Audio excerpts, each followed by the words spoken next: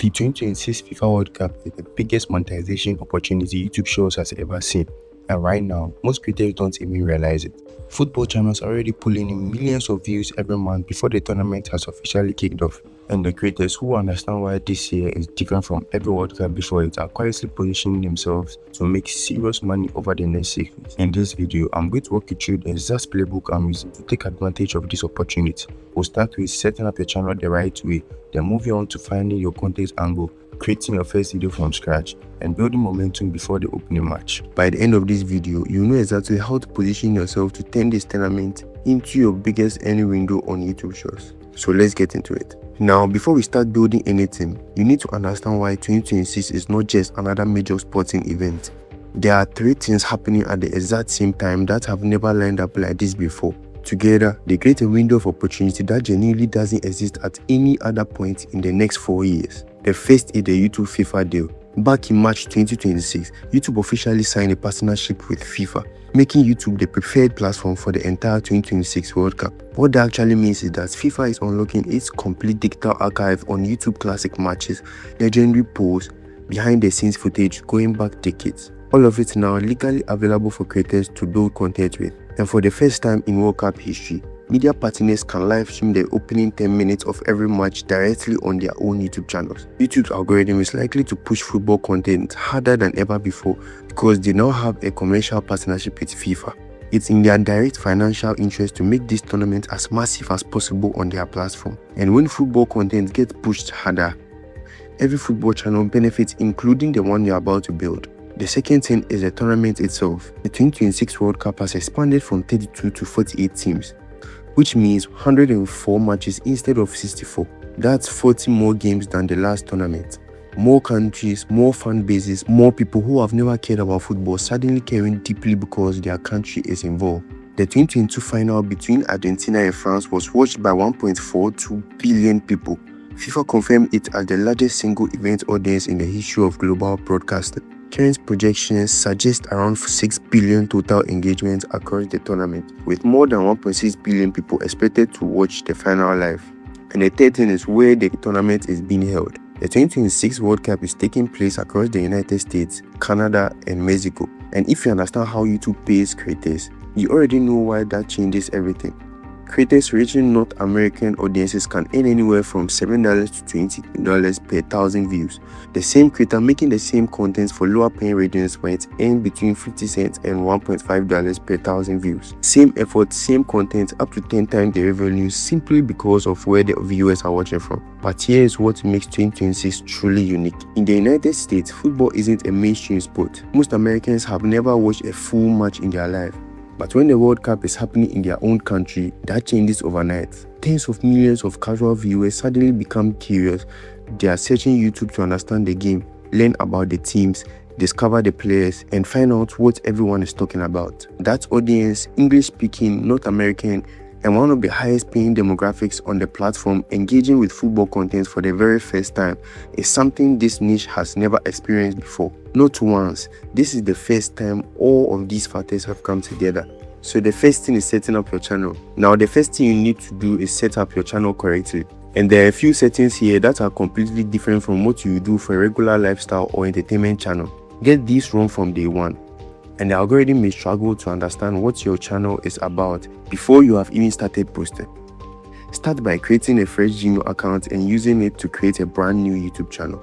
When it comes to naming your channel, avoid anything with the words rank or ranking in it. YouTube has been quietly limiting monetization on channels built around ranking style compilation content, and having a name that immediately signals that type of content can put you at a disadvantage.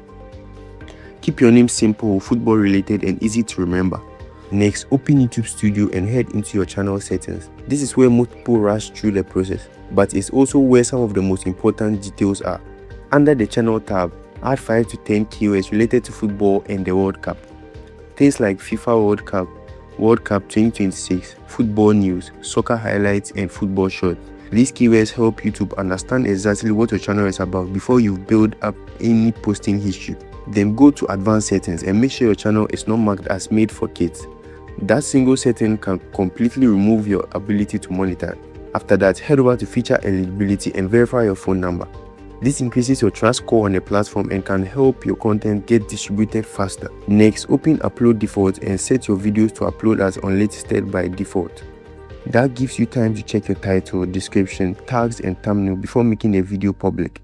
And finally, there is one setting that a lot of people overlook. Set your default content category to sports, not entertainment, not education, but sports. That one choice affects the audience YouTube initially shows your content to. And during the tournaments like this, that matters more than most people realize.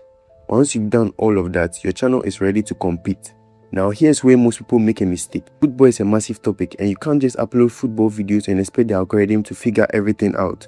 You need one clear angle, one specific identity, something that makes people immediately understand what your channel is about the moment they land on one of your videos. Right now, there are 5 angles working especially well in this space. The first is player stories. This is one of the most reliable formats in any sports niche, and football has more great stories than almost any other sports in the world. Every one of the 48 countries in this tournament has players with incredible journeys that most people have never heard of. That gives you an almost endless supply of content that can continue performing long after the tournament ends. The second angle is moment and match commentary. This is where you take a famous goal, a shocking upset, a controversial moment, or a historic result and tell the story with your own narration and perspective. And now that FIFA's archive is available to creators, there's more footage available for this style of content than ever before. The third angle is country and team stories. This one becomes even more powerful because of the expansion to 48 teams. A well-made video about a smaller nation's journey, its greatest achievement, its most heartbreaking exit, or its first ever qualification can attract a passionate audience that is already interested in that story. The fourth angle is football explainers, and for 2026 specifically, this might be the most underrated opportunity of all. Millions of Americans are going to watch football for the first time during this tournament. Many of them genuinely don't understand the rules, tactics, or terminology.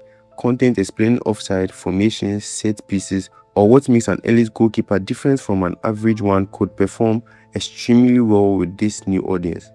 And the fifth angle is debate and ranking content. Things like the best players in the tournament, bold predictions, biggest upsets, or controversial hot takes. This style naturally drives comments, is quick to produce, and works across almost every football topic you can think of.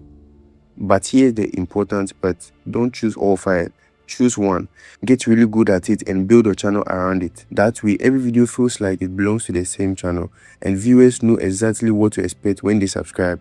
Now let's get into the actual process of making a video from start to finish, because this is the part most videos like this completely skip over, and it's also the part that determines whether you stay consistent or quit after 3 days. The first thing you need is a reliable source of ideas. Create a separate social media account and follow nothing but football content across every platform. Instagram, Twitter, TikTok, Facebook, all of it. That account becomes your football only feed. Every time you open those apps, you are instantly seeing what's trending, what's going viral, and what football fans are already talking about. Instead of spending hours searching for ideas, the algorithm does the research for you and delivers it straight to your screen. Once you found an idea, head over to Google and switch to the news tab. This gives you the latest angle on whatever topic you are covering. Maybe it's a recent quote, a breaking story, or something that happened in the last few hours. Those small details make your content feel fresh instead of sounding like information people have already heard 100 times. Once you've gathered the information, it's time to write the script. Open ChatGPT and keep it simple. A good football shot is usually between 20 and 30 seconds long, so you don't need anything complicated. A prompt that works consistently is just paste in this prompt and change the part labeled topic to your specific topic you want to cover. Now click generate. Within seconds, you have a solid first draft. Read through it, adjust anything that sounds unnatural, and your script is done. Next comes the voiceover. For this, we use a tool called 11 Labs.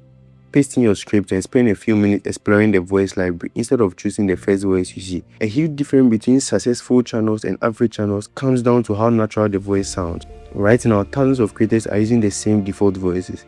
Choosing something a little different instantly helps your content stand out. You can also adjust the speed, stability, and style settings to make the delivery sound even more human. Once you're happy with it, generate the audio and download the file. Now the next step is the footage. One of the best places to find football clips is TikTok.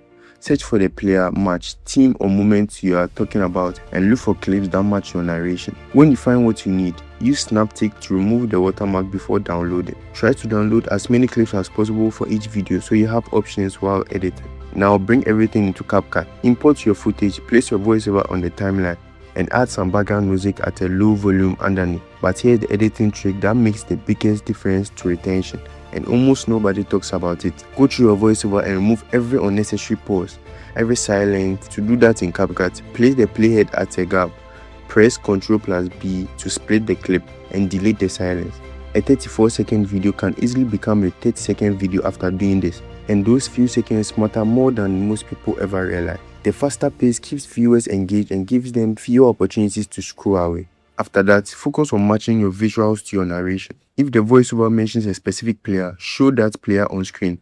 If the story moves to a different point, switch to a different clip. Keep the visuals moving with the script, and pay special attention to your first frame. People see before they listen. Your opening image is often doing just as much work as your opening line. If that first frame isn't interesting, many viewers won't stay long enough to hear what you are saying.